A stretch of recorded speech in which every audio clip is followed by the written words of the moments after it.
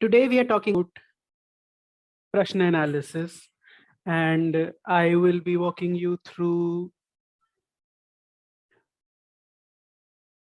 the understanding of what a Prashna is, how a Prashna analysis, how the Prashna analysis is used, but more importantly, what defines a Prashna and how to reach the point, or how to create a chart and reach that point from where you can do the analysis. Because most of the times what happens is you are unsure of what a Prashna is and how to make a chart for the Prashna chart, or what are the various ways to create a chart for the Prashna chart, and when not to create the Prashna chart. And it's because of this, then whatever analysis you go on doing is not relevant, or is not something that will actually give you results. So part of the Prashna analysis is knowing when and how a Prashna chart can be created, or what can qualify as a Prashna chart, and then looking at how you can do an analysis from there. So we will begin. We are going to talk about first a very important thing: flow of events, which is to say how events flow when we are looking at them in astrology, how a horoscope exists, how a person exists, how a prashna comes on to be, and then how the result of that prashna or the prediction happens and how the result materializes. We are going to look at what exactly a prashna is. We are going to look at the types of prashna chart. We are going to study a bit about HORA because that is relevant for the analysis of prashna. And then we are going to look at a couple of examples of common types of prashna, right?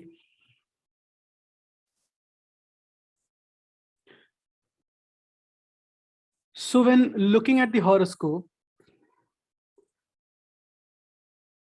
there is a certain chain of events in astrology that is very important to understand, because unless you get an idea of this, you don't understand why we have different types of charts and what is the purpose behind so many types of charts existing, and how one of the chart becomes important over the other, or when to reference one chart and not the other chart, right? So if I summarize for anything in general, there are 5 types of events that you can, there is a 5-stage sequence at least in which any of the event materializes. First of all is inception. For example, if you're talking about the birth of a child or the journey of a person, then inception is when they are conceived. If you're talking about marriage, inception is when you maybe go and propose to someone, or when the marriage is finalized, right? The second is existence, when that thing comes into existence physically. For a person, it could be the moment of their birth. For something like marriage, it can be when your engagement happens, or when it is confirmed and you are and you are engaged to someone, or there is a certain sense of association that happens through any formal event, that now these two people are going to get married, or maybe even the marriage is something that makes that married life come into existence, right? So it's the first time something comes into existence or is ensured. Then comes the observation. Observation is when that thing is being made known to someone. So if a person comes to you for the first time and you encounter them, you have come to know the person at that moment of time. So that moment of time is when you have observed the person for the first time and come to know the person for the first time. So everything about the person will be reflected in that moment of time as well, right? So that is what is called observation. When we are talking about something like marriage, it is when someone comes to you with respect to a question about their married life. Then it's that moment of time when you have come to understand that the person is married and the person is having a question with respect to their marriage. And that moment in time is also when you have observed someone.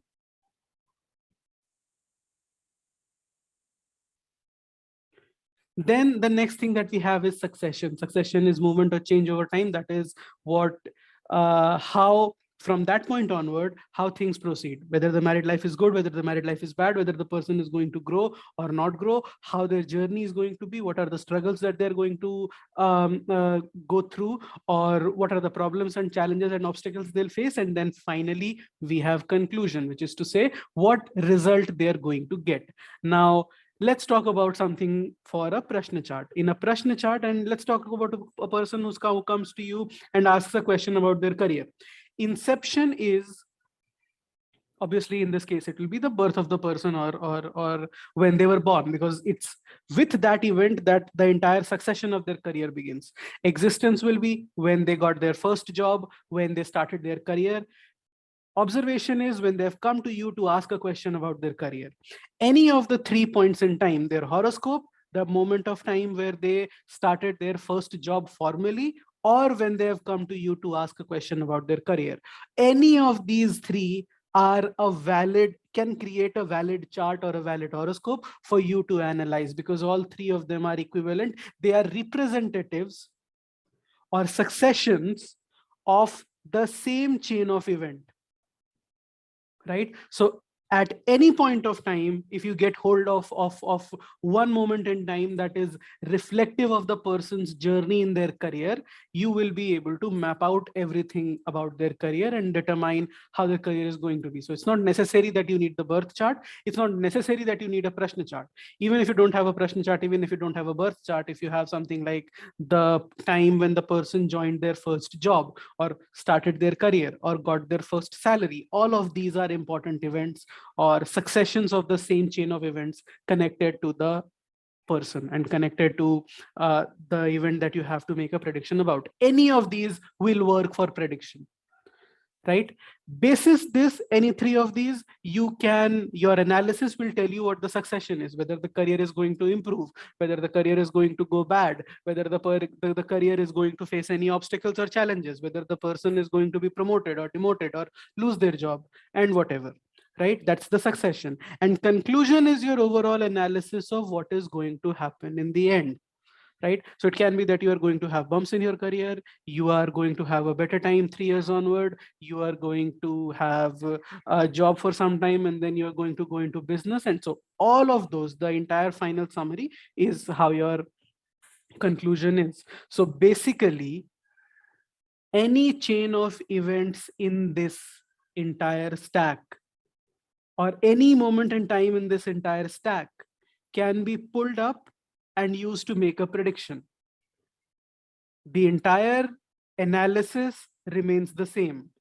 All of the principles of astrology remain the same. There is nothing that is going to change. It's your choice which moment in time you want to pick, and which moment in time can give you a better accuracy, or which moment in time can give you a more focused view, right? In this entire line, there is another thing that's called muhurat, which is again something that is relevant to the chain of event. Like if you're talking about career, then it's relevant to career. If you're talking about marriage, it's relevant to marriage. But the only difference is we first identify that we want a positive result, or we want an early result, or we want an early promotion, or we want a good job, and we want a career that will go on without any obstacles and challenges. Then we determine which moment in time will be most suited to that purpose, and then we put that here in this stack of 5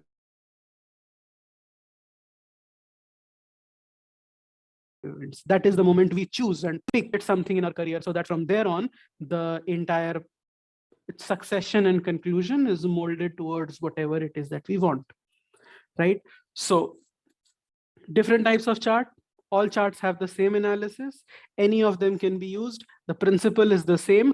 Prashna is when you encounter the problem, when you encounter the situation. Prashna is not when the person has asked you the question, or when the question has come into the mind of the person. Prashna is observation. Prashna simply means the entire philosophy behind Prashna, or horary astrology, as it is called in, as it is referred to in the Western astrology. The entire principle is Not that a question has originated in someone's mind, but the question has been posed in front of someone. Right? So that moment of observation of the question, or basically when you get to know the question, not when someone has written the question on a piece of paper, but when you pick up that piece of paper and read the question, is the moment of observation. Right? And it is for that moment that you can do whatever analysis you can, and then it will give you the result as per this. Now, with respect to this, and with respect to this understanding of chain of events, we have different types of charts that can be created, right? Charts are basically based on three things: based on existence, based on observation, and based on an event. All three that we discussed in that series that we just looked at. So the first one is based on existence, when something comes into existing. So when someone is born, it is based on existence. So such as the horoscope of a person or the birth chart. When a country comes into being, when a company is registered, when a new building is inaugurated or its construction starts, right? All of those are origin charts or charts based on existence, similar to the birth chart, and can be used for predictions. The second type of charts are based on observation, when you come to know about something. So we have a lot of different mundane charts, such as when the new head of the state takes their oath. That is when we come to know that the government has started. We observe something happening, and then that moment in time becomes definitive, and we can use that for prediction. When a new government is established and the government starts their work, these are all charts based on observation. And similarly, on a personal level, when a question is posed to an astrologer, or when a question is posed to someone and a question comes into observation towards someone, right? That is what is known as a Prashna chart. Similarly, we have charts based on events, which are either a Muhurat chart, where you decide that this is the moment in time you are going to get married. So that is called the Muhurat chart, because it is a predetermined moment in time where you want to do something. Not that you have done something and then that moment in time becomes predictive, but you have analyzed a moment in time for the best results it can offer, and then you choose that to do something so that the positive results dominate. And lastly, we have transit charts, which are as and when transits happen, and then you use those to make analysis of what chain of events are going to happen, right? All of these are based on the same predictive principles. Any of these can be used for analysis. No chart is more accurate than the other. It just depends on how well you are applying your principles. There is no type of chart in this that gives you a better accuracy over the other. It's absolutely wrong to say that Prashna is more accurate than the horoscope, or even the horoscope is more accurate than the Prashna. They both tell you exact same things. They both serve a bit of a different purpose. A Prashna will only tell you what question is asked by the person. The horoscope tells everything about the person. So whatever suits you better, whatever serves your purpose better, whatever gives you a better insight can be used, but they are as accurate. They're equally accurate, and none of these is more accurate than the other, right? Now let us go ahead and take a look at the types of Prashna. Overall, there are 4 types of Prashna based on the Kendra houses, the 4 Kendra houses that are there. Just like we have the 4 trines, right? Dharma, Arth, Kam, and Moksha, the 4 trines that are there, each connected to one Kendra and 2 other houses, 3 houses in total, and they form the 4 trines. Just like we have the 4 trines that rule different things in the life, we also have total of 4 types of Prashna that any person can ask you. Anything that a person can put forth will come under one of these 4 types of Prashna, right? Let us have a look at what these are. The 4 types of Prashna are: first is called Chuti, second is Vriddhi, third is Pravas, and fourth is Nivritti.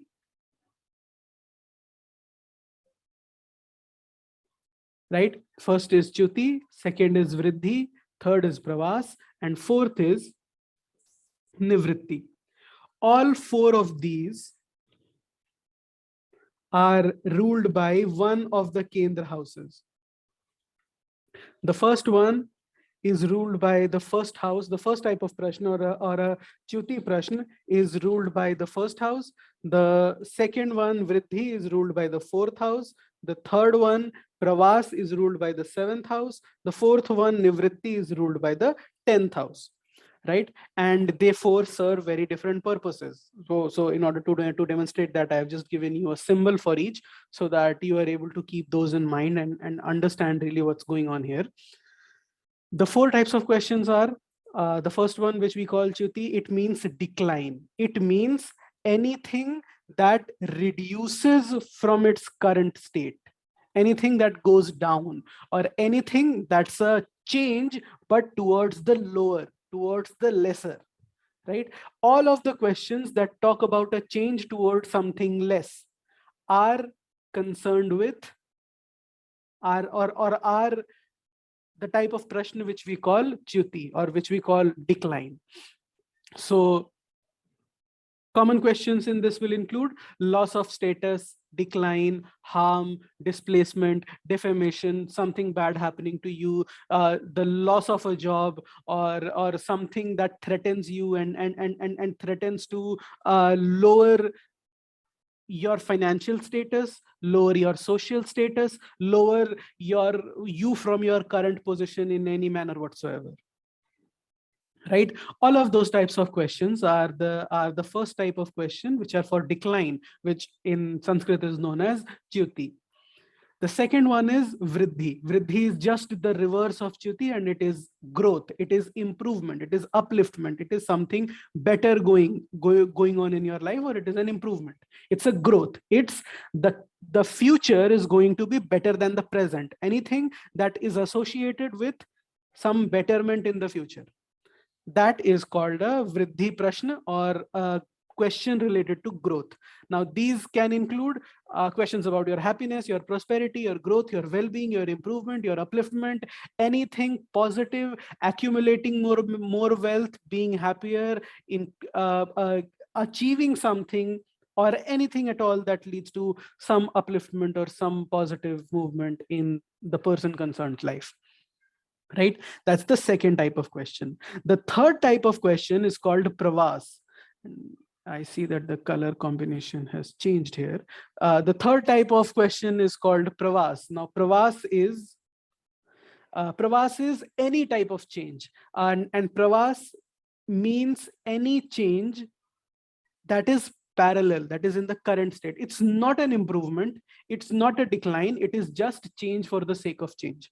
Right, so something like going on a travel, going on a trip, any type of movement, any type of change from this position to the other, any parallel movements, any relocation or transfer from your current place without getting a promotion or a demotion.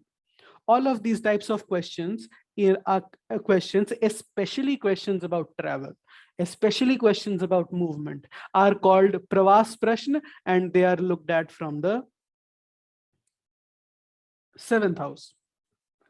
Right, the color combination is a bit different. The Pravas is this is Pravas. Right, and the last one that we have is Nivritti. Nivritti is this. Nivritti means return. So there, anything that you want restored to a previous state.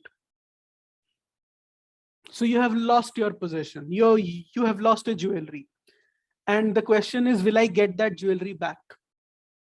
The question is about return to a previous state. You had the jewelry, you don't have it now, and you want it back. Right, so anything that has to do about returning, coming back, or reverting to the previous state, those questions are called Nivritti type of questions, or they are called Nivritti Prashna, or questions about return. So common questions here will include lost and found. It will include a person who has left their house returning home. So someone who leaves their house, or there is there's an argument in the family and some family member has left their house to go live on their own. The question is, will the person come back? This is a Nivritti question. Right, you have and even some of the more serious ones, some of the more serious questions. Somebody in the family got kidnapped, whether they are going to come back safely or not. This is a Nivritti Prashna. right? Something has been stolen or something is lost. Will it be recovered? This is also a nivritti prashna. Anything where you revert something back to its initial state is called a nivritti prashna. These are all judged by the 10th house. So primarily, these are the only 4 types of questions that exist, right? Now, with this understanding, let us go forward and look at something that is also important, which is called the HORA Lord, right? Now, before we go into analysis or before we go into looking something, let us first understand another very important principle, which is called the HORA, or the importance of the HORA Lord. Now, as far as the HORA is concerned, you all know, but let me give you another idea, is each day, let me write it down.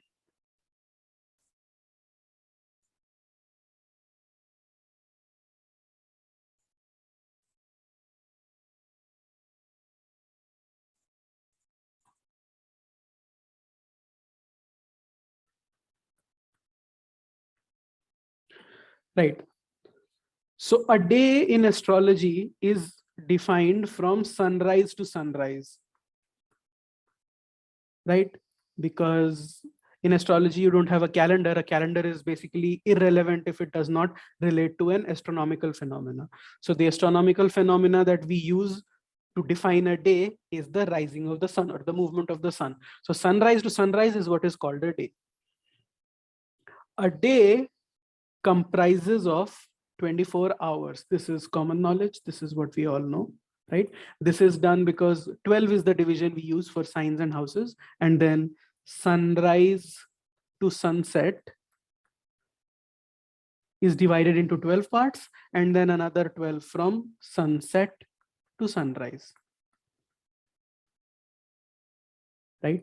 So that is the reason why we have 24 hours. And that's also the reason why even the modern time period is based on 24 hours of 60 minutes each, right? This hour is in Sanskrit is called Hora, and hour is the word that comes from the Sanskrit word called Hora, right? But because we are talking about sunrise to sunrise, it's not fixed. Every day the day span and night span reduces, right? Sunrise will not happen every day at the exact same time, and the length of the day and the length of the night keep on differing. So the definition of a hora is, and really we have 2 types of horas. Day hora will be the span from sunrise to sunset divided by 12. And the span of night hora will be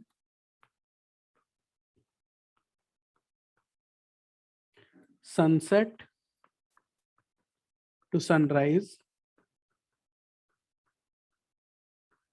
divided by 12.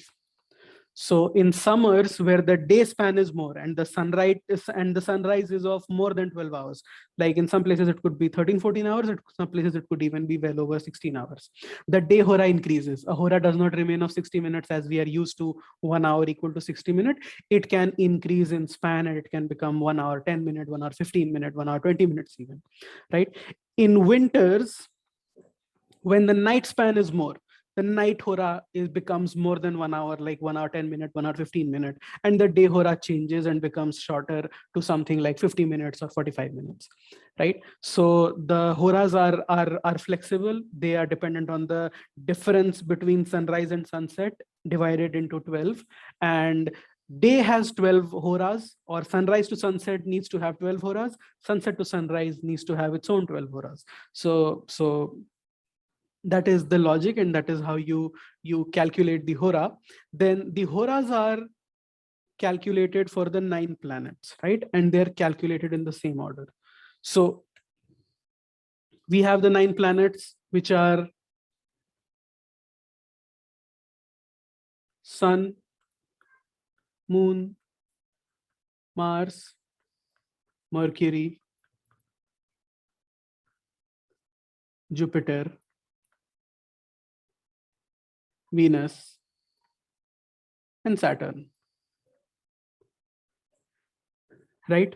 Now, these are the seven planets in their order. This is the same order that is there of weekdays: Sunday, Monday, Tuesday, Wednesday, Thursday, Friday, Saturday, Sunday, right? So this is the order that we have for each of the planets. And the Hora, which is the actual first way of ordering the planets, is based on their speed. So the slowest is Saturn. Next, we have Jupiter. Next, we have Mars. Next, we have Sun. Then we have Venus. Then we have Mercury. Then we have Moon. Increasing order of their speed, right? And that is the order of Hora. The first Hora will be of Saturn, second of Jupiter, third of Mars, fourth of Sun, fifth of Venus, sixth of Mercury, and seventh of Moon. And that's how you have the 7 Horas. Now, once you have the 7 Horas, it goes on in a cyclic manner. After the Hora of Moon, you again have the Hora of Saturn, and so on and so forth, right? Basis this, the sunrise, or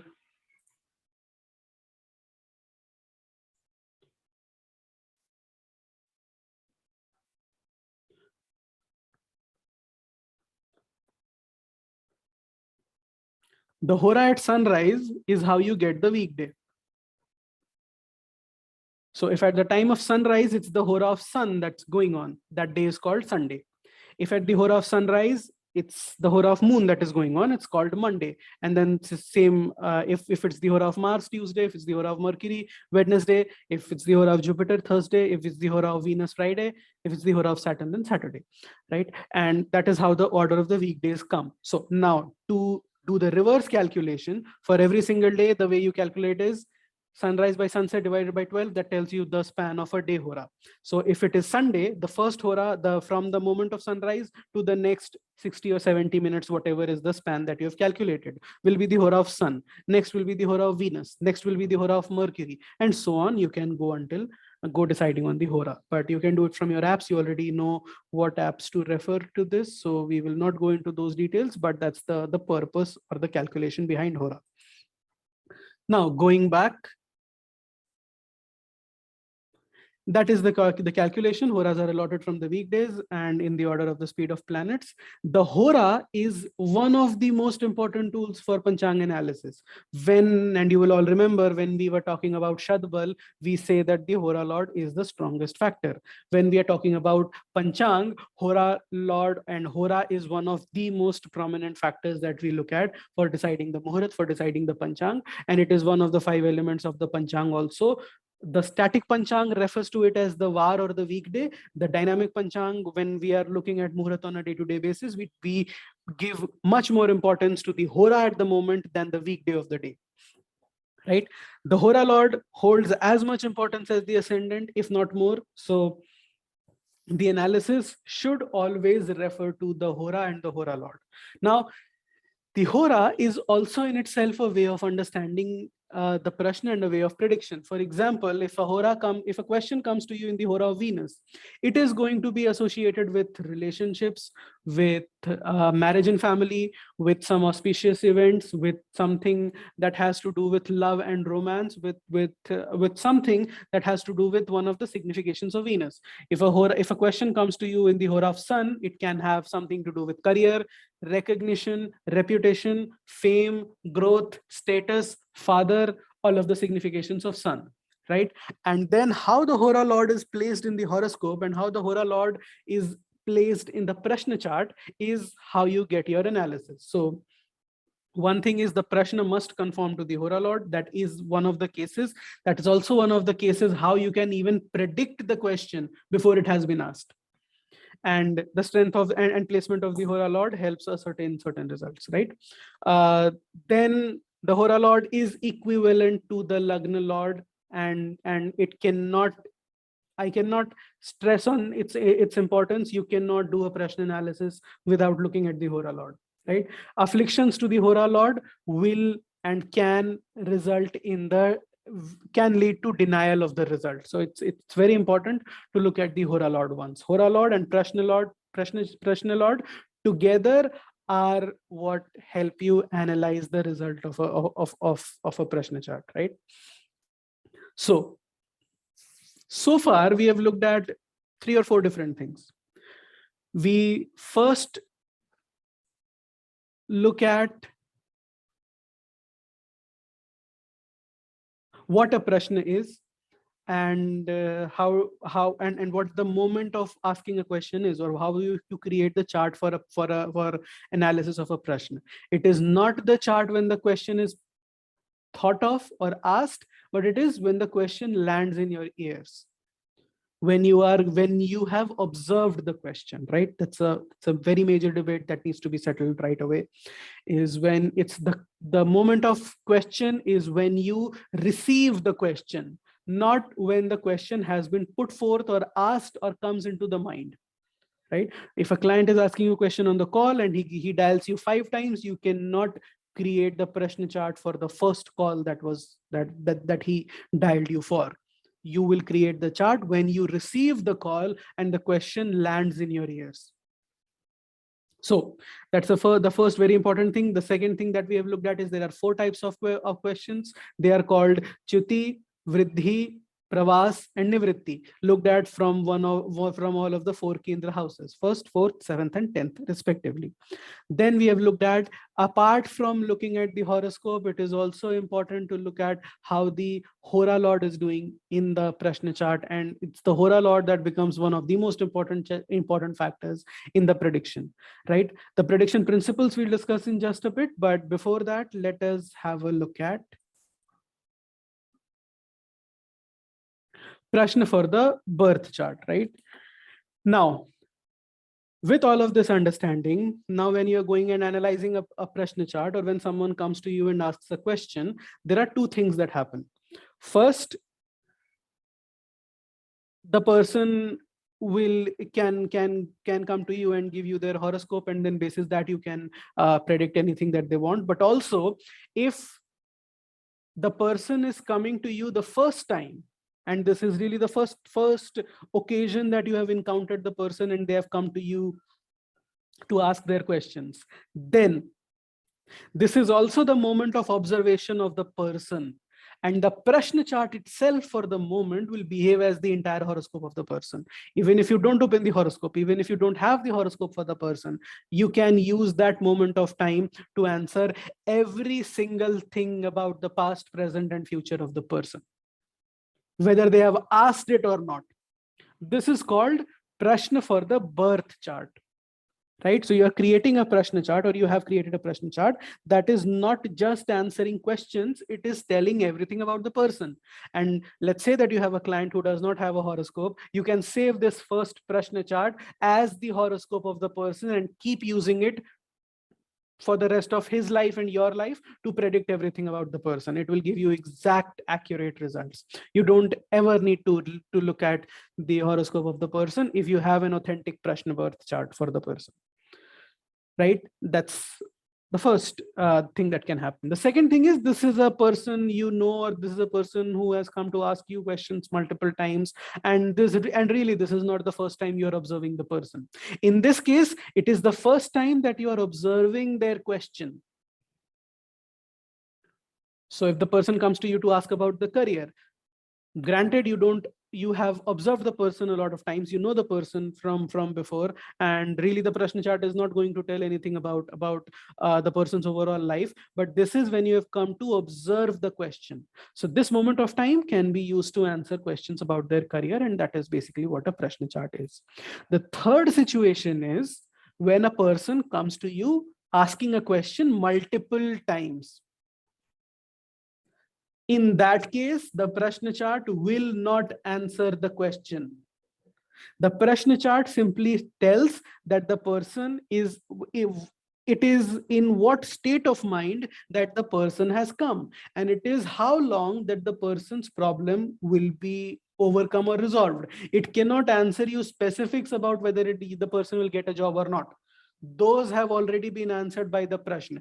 Just like a person cannot have 2 horoscopes, A question cannot have two Prashna charts, right? Fine, the person has come to you a second time, and that moment of time will reflect the state of mind of person, how agitated they are, and when are they going to get relief from their problem. But it is not going to answer the specifics of when am I going to get a job, who am I going to get married with, is this the relationship that I'm going to get married in. Those were answered the first time, they cannot be answered again. The only thing that can be answered is when is the person going to overcome the current state of mind, or the current tension and the current frustration. In what way he overcomes cannot be answered. That has already been taken care of by the first Prashna chart, right? So now, among these three, let's discuss the first scenario of Prashna for the birth chart. Now, a birth chart, as you know, is created for the time of birth. A Prashna chart is created for the first time of horoscope analysis, or the first time you meet and encounter a person. The horoscope reflects everything about the life of a person, and similarly, the Prashna chart also reflects everything about the life of the person. You do not need anything else. The birth chart is used to answer all the questions and concerns the person may have. The Prashna chart will also be used to answer all the questions and concerns the person may have. The birth chart, if you remember that a part of rectifying birth time, or a part of ascertaining whether the horoscope is correct or not, is whether it matches the traits of the person, right? So you can either use to predict how the person is going to be, or if you know the person, if the person is in front of you, you can match whether those traits match with the horoscope or not, and determine whether the horoscope is correct or not. Similarly, if the Prashna chart is correct, it reflects the birth chart. It will reflect not just the traits of the person, it will also reflect how or what type of a birth chart will be. That's why, and we have discussed this in the other course, the Prashna chart can also be used to rectify the horoscope without doing any predictions, without asking 101 questions to the person. The Prashna chart can simply point out whether the birth chart is correct or not.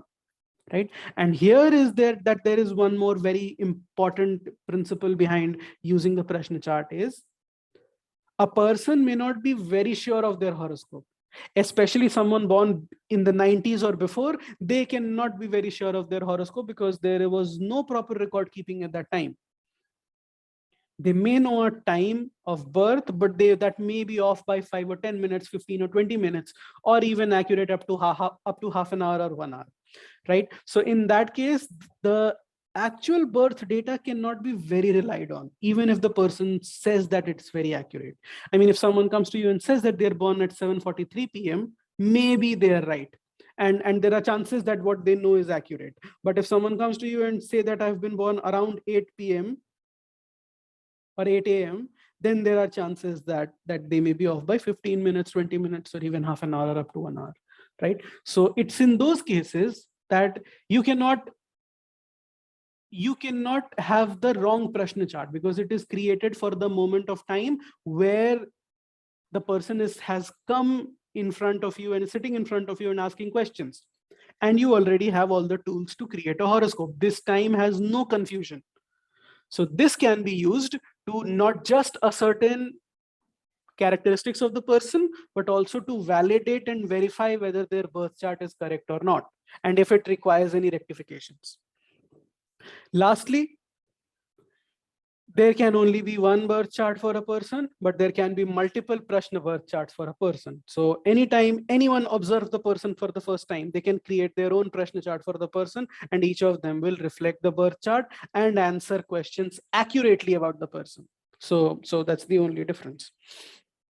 And this is one important usage of the Prashna chart. It's because it is exactly the same as the birth chart. Every rule of analysis here is exactly the same as birth chart. And this is not what we are going to discuss at the moment, right? Because here everything is just as you discuss horoscope. So I'm not going to go there. I've just given you another method of creating a horoscope or creating a chart equivalent to the horoscope. Then whatever you do with the birth chart, you can do with the Prashna chart. However you analyze the dasha, you can analyze the dasha in the Prashna chart. It will give you accurate results. Vimshottari dasha is valid for the Prashna birth chart because it is made for a human whose lifespan is approximately 120 years. Vimshottari Dasha is not valid for any other type of question chart about the career or about a specific query of the person, because that chart has not been created for the entire person. That chart has been created for something that the person has come to ask you about. And in that case, the principle is violated. Vimshottari Dasha is only valid when the chart is created for a human, and that too a human born in and around the Kali Yuga, where the approximate lifespan of the person is supposed to be around 120 years. The approximate maximum lifespan of a person is supposed to be around 120 years. Right, so it cannot work for a pet, it cannot work for any other animal, it cannot work for marriage, it cannot work for muhurat, it cannot work for a prashna chart. Anything that is not a human, it will not work for them. So the Vimshottari Dasha can only be used in Prashna birth chart. It cannot be used in any other types of charts. Right now, so this is one type of analysis. And now, before we go and look at the rules, let us first look at the types of question, because I understand that this is also something that a lot of you have problems about, that what question goes to what house and how do we analyze. So I've already given you 4 types, right? 1, 4, 7, and 10, the 4 Kendra houses relating to every questions in general. And that is what you analyze. You always analyze the Lagna and the Hora Lord of the horoscope or of the question. Now, let us go ahead and try and analyze and try and look at what specific houses become important when a question is asked. So the questions for the first house or the Lagna include overall general happiness, longevity, age, background, community of the person, overall health of the person, overall growth of the person, nature and personality of the person, happiness, sadness of the person, physical appearance of the person, what type of a background or disposition he comes from, and its current state of mind, everything. So the Lagna for the Prashna chart, or the first house for the Prashna chart, will deal with how overall the person is at the moment, and who the querent is, who the person asking the question is, how do they appear, what's their state of mind, their health, and questions related to specifically to their longevity, to their health, to their overall sadness and happiness, to their overall status and current standing in life, they will be addressed by the first house. The second house deals with wealth, apparels or your possessions, relatives, anything that you possess, any wealth, any belonging. It deals with minerals. Minerals, as in, if there is a question about minerals, mining, and similar such activities. It also deals questions about pets, because pets are considered as possessions, right? So the second house questions also deal with any questions about your pet. My dog is unwell, my dog is going through a difficult a situation, will he survive or not? Questions of the second house, right? The third is the Sehaj Bhav, or the third house, where you have questions about your brothers, sisters, servants, neighbors, staff, all the signification of the third house. My subordinate or my servant, my employee left their job, and I do not have any other staff with me to take care of my business. Will I get a staff? That's a question of the third house. My neighbor is creating a lot of problems for me. Will there be any suffering or any complications? Questions of the third house. My brother is not doing well in life, will he grow or will he have improvement? Questions of the third house, right? How will my relationship with my brother or sister is going to be? Questions of the third house.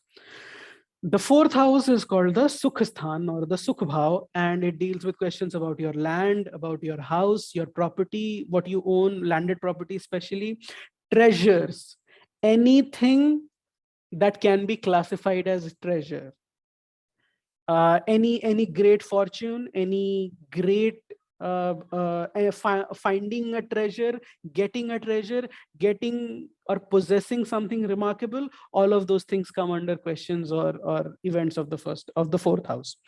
Your home, your happiness, your prosperity, also your mother. I mean, you all know that the fourth house is associated with the mother, but also the mother, right? So questions of the fourth house. The fifth house is called the mantra bhav or the putra bhav. It deals with questions about pregnancy, progeny, children, wandering, spells, learning, intelligence, discourse. Anything related to education will come under the fifth house. Anything related to spells, enchantments, and all of those concerns, they will also come under the fifth house, unless black magic, evil eye, something like that. Questions about wandering, about being restless, come under the fifth house. Questions about children, conception, delivery, pregnancy, future of your children, growth of your children, all of those come under the fifth house. The sixth house is called the Rin Bhav. Questions about fear from thief or fear of theft. Will something be stolen from my house? Can there be a theft in my house? Is it okay to leave my house unattended while I'm going on a 3-day trip? Questions about your enemies. Fighting and fights and arguments and litigations, whether in court, whether physical, whether verbal, any type of fights or confrontations are all under the sixth house. Any obstruction to your growth. I am initiating an activity. Will it be completed without obstruction? Look at the sixth house before you make a prediction. Right? Questions about general health or health issues or some disease or sickness, they all fall under the sixth house. The seventh house is called the Jamitra Bhav. Trade, transaction, business partnership, disputes as in trade or business related disputes, journeys, your wife, your husband, your spouse, their health, their longevity, relationship with you in your marriage, or relationship with your significant other, all of the questions of the seventh house. Eighth house has questions like scandals, threat. Eighth house is called the Randhra Bhav, as you already know, and we have talked about this a lot. So scandals, threats, suffering, loss, any evil activities, any immoral activities, any corrupt activities, all are questions of the eighth house. Battles and any clandestine or hidden activities, right? All are questions of the eighth house. Is someone spying on me? Question of the eighth house. Ninth house is called the Dharma Bhav. It represents deities, worship, religious activities, father, pilgrimage, higher education, admission to PhD program, going on a religious trip or a religious vacation, establishing or creating a temple, being involved in any type of religious activities, whether I should do prayer or a puja or a havan in my house, all questions of the ninth house. Questions associated with father, questions associated with guru and teachers, all questions of the ninth house. The 10th house is called the Karma Bhav. It deals with government, authority, career, position, and actions. Actions as in actions and activities that you undertake. Right? Labh is the 11th house, and it talks about gain of wealth, increment, and any type of materialistic growth. Questions of lottery are of the 11th house, not of the 8th house. Increment, gain of wealth, whether I will earn more in the future or not, whether I will get an increment in my salary or not, all questions of the 11th house, along with being a nivritti question, along with being a vriddhi question of the 4th house, right? Along with one of those 4, individual houses are also important for the individual questions. Then the 12th house is the Vyaya Bhav, which talks about disputes, charity, enjoyment, renunciation. 12th house is enjoyment and renunciation both. Benefic influences lead to enjoyment, malefic influences lead to renunciation. Irrespective of whether you want to renounce the world or not, whether you want to become a hermit or not, malefic influences on the 12th lead to renunciation. Benefic influences on the 12th lead to enjoyment. Expenditure, you already know that 11th is the gain and 12th is the loss, or 12th is expenses, right? Any type of charity or charitable activities also concerned with the 12th house. And lastly, now, analysis of results. So we have And really these are very basic simple principles of analysis that are exactly the same as we have discussed time and again for horoscopes. So let me just summarize them and maybe take up an example. So two things: strength and placement, and second, result and influence. So in terms of strength and placement of planets and how they're there in the horoscope, first thing, Hora Lord and Lagna Lord are the most important. Whatever house the Hora Lord is placed in, whatever house the Lagna Lord is placed in, they determine the result. For example, a question is, will I qualify in my examination? Lagna Lord is in the 8th house and Hora Lord is also in the 8th house. There will be major obstacles, right? Not going into the overall analysis right now, but because of the placement of the Lagna Lord and the Hora Lord, major problems. Lagna Lord and Hora Lord combust, maybe sitting in a Kendra or a trine house. Lagna Lord or Hora Lord combust, there will be problems and challenges and obstacles before the question can materialize or before the answer can happen, even if the answer is positive. If negative, if slightly negative, then the Hora Lord and Lagna Lord combust means that the object of the question will not materialize, right? So both of them are important. Lagna Lord's placement also determines what is the current situation. For example, the question is, I'm having problems in my relationship, and Lagna Lord is placed in the 6th house. There is dispute going on between the couple. Lagna Lord is placed in the 8th house, or Hora Lord is placed in the 8th house, and the question is problem in relationship. There is some secret or some something that the couple is not talking to each other clearly about. There is something hidden, something missing, which is the reason of all of the problem. Something clandestine, which is the reason of all of the problems. Right? So the placement also identifies and helps you understand what's exactly going on in the situation. Then benefics protect the result by influence. This, I think, should be one point that should be very clear and completely seated in all of your minds. In Prashna analysis or in horoscope, there is the presence and influence of benefics is a must, either on the house of question or on the Lagna or Hora Lord for the answer to materialize or for the result to materialize. If you're asking about your marriage and Venus is not aspected by any benefics, 7th house is not aspected by any benefics. 7th Lord is not aspected by any benefics. Lagna and Lagna Lord are not aspected by any benefics, and Hora Lord is not aspected by any benefics. Irrespective of everything, the problem will drag. Benefic influences are a must. And parallel to this, the last point that I've written here, malefics create obstruction. So even if kind of there are benefic influences, then the number of malefic influence means that obstructions will be there more and more. Right? Influences of the Kendra and trine are positive. So you already know if the significator planet of the Prashna is in the trine. For example, question about marriage, Venus placed in the 4th house. The situation is protected. The situation cannot be very bad. 7th Lord is placed in the 5th house, in a trine house. The situation is protected, not very bad. The Lagna Lord is in the 9th house or the 10th house. The situation is protected, right? So the moment Kendra and trines become involved, the situation is better, or there are chances of favorable results. If the 6th, 8th, and 12th become involved, if Rahu and Ketu become involved, if malefics, Mars and Saturn become involved, there are problems. So influences of Kendra and trine are positive. And then lastly, nature of sign indicates result and duration. So here a couple of notes for all of you, right? We have already talked about this, but let me tell you. Water and earth signs.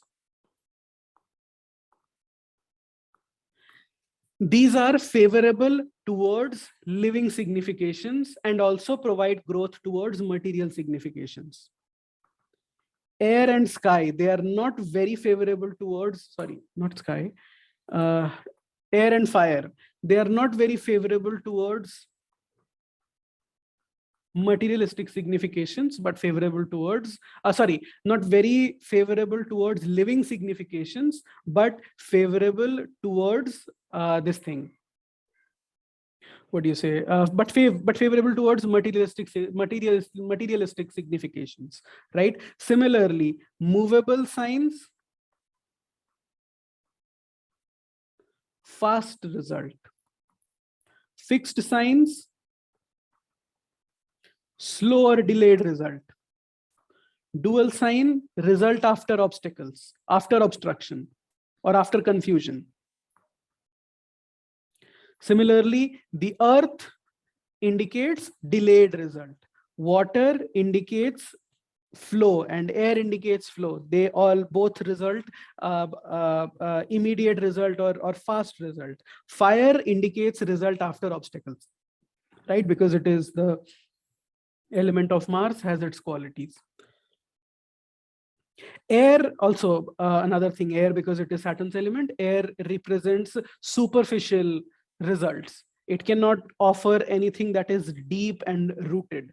So keep that in mind also. So the elements of the sign, they tell you what type of result to expect and what is the duration in which to expect the result, or other qualities of the sign that manifest, right? Then timing can be based on transit when the house is triggered. So for example, if the question is about marriage, when a benefic planet is transiting the 7th house or over Venus or over the Lagna Lord, anytime the Prashna chart Lagna, the Hora Lord, or the concerned house is triggered by a benefic planet, that's when the result can happen. The timing can also be judged when the house or the Lagna improves. For example, married life is undergoing problems and Rahu is there transiting the 7th house at the moment. When Rahu moves out of the 7th house, married life will improve. A Prashna, benefics are important in order to promote the result. So now two things. And that is really the point to understand. Is there a problem going on that you need to revert from, like a disturbance in married life? There, malefics leaving can provide the result. Benefics entering can provide the result, because the objective is malefic influence should go down. And that is when the results will improve. There is a second situation where you are expecting a result. When will marriage happen? There, malefics removing cannot create the result. A benefic needs to influence and generate a result. A malefic going in or going out will stop giving negatives, but it will not create a positive result, right? So question like when marriage is going to happen, look for when Jupiter or the 7th Lord is transiting the 7th house or influencing the 7th house. When questions like when will my current problem resolve, you can look at a benefic going into the house, or you can even look at a malefic already there creating a problem, moving away from the house, right? So benefics are important in order to promote results. Malefics transit, they can reduce whatever problem is going on. A prashna that does not signify its concerned house is not relevant. So a common thing is, if someone comes to you with a marriage question and the question happens to be in the Hora of Saturn, and a situation where the first house lord has the first house and first house lord have no connection with Venus or the 7th house, and they are placed in the 6th or the 8th house. The 7th house has no connection whatsoever with either the Lagna Lord or the Hora Lord, thereby not signifying any connection with the first house or the Lagna of the Prashna or the important governing factors of the Prashna. That means the question is not connected by the 7th house. And yet, if the person asks you a question that when I'm going to get married, your Prashna chart is wrong. Stop the analysis right there. It cannot lead to a correct this thing. It cannot lead to a correct prediction. So go back, recreate a Prashna chart or find another way of prediction and then do it from there. The chart is not going to help you answer that. A Prashna asked on someone's behalf needs to be ascertained from the said house. For example, a person coming to you and asking about their wife's career. You create the Prashna chart, but you don't answer from the 10th house. The person asking is the first house. They are asking about their wife's career. So 10th house from the 7th house. The question will be looked at from the 4th house. Right? So always make sure that whenever a question is asked on someone else's behalf, or there is a twisted way of asking the question, make sure you reach the correct house. Right? And last point, Prashna analysis follows the same pattern as horoscope analysis. So malefics promote the house, benefics destroy the house. Strong Kendra and trine promote positive results. Malefics in Kendra and trine, they create obstacles. Moon should be in a good situation for the mental state of the person to be positive. The significator should be strong enough for that signification to be positive. Everything holds exactly as per what we have studied in the horoscope, right? So that is a brief about the Prashna analysis. We are going to talk more in detail if you all are interested in sometime in the next week, but this is where we'll stop for today. So thank you so much for being present, and let's continue our discussion the next week.